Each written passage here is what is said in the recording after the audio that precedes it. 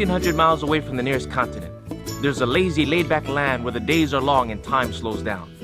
Just like a tired sea turtle resting on a white sandy beach. A place where the minutes feel like hours and the hours can feel like days.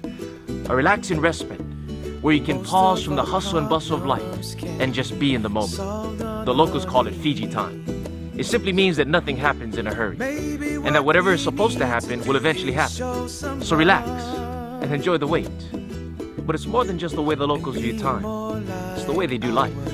Father up above. To be honest, even though I grew up on an island, many times I find it difficult to slow down. There's just so much to do and so little time in which to do it. And I know that many task-oriented people like me can relate. But once you've experienced Fiji or island time for yourself, you begin to realize that you've been missing out on something so essential in life. Because the reality is that the quality of your life increases in proportion to your quality of rest. Turn around and fight back today. We call for we could stop the fighting. Today we live in a world full of appointments, schedules, deadlines, and cutoff dates. Life is crowded with so much activity, assignments, and engagements. There are so many things fighting for our attention and pulling us in so many different directions. We live in a task-oriented world that seems to be more concerned with production rather than people.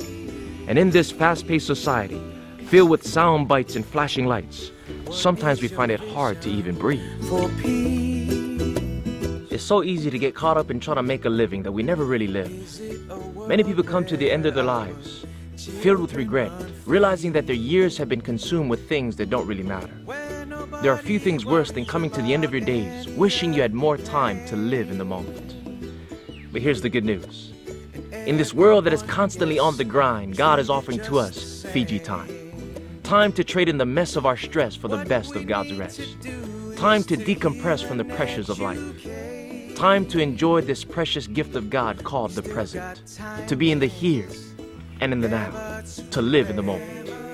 And while it is true that in the light of the last days, we're to live with a sense of urgency, it is also true that God is calling us to be still and to know that He is God. So much closer, closer than it seems. You see, we are called human beings, not human doings. And most people get so caught up in constantly doing that they forget to simply be. Friends, if the enemy cannot make you bad, he will make you busy. He will crowd your life with so much clutter that you will have no time to spend with the one who inhabits eternity.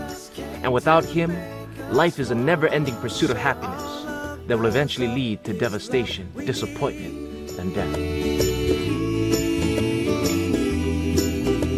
And so, are you sick and tired of being sick and tired?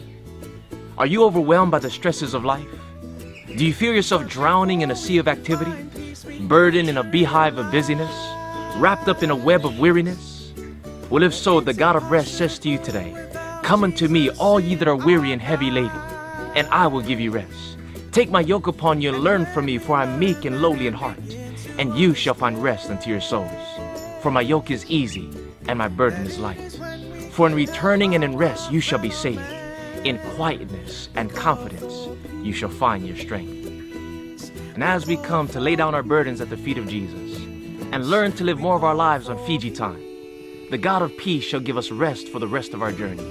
Rest not only for time, but for all eternity.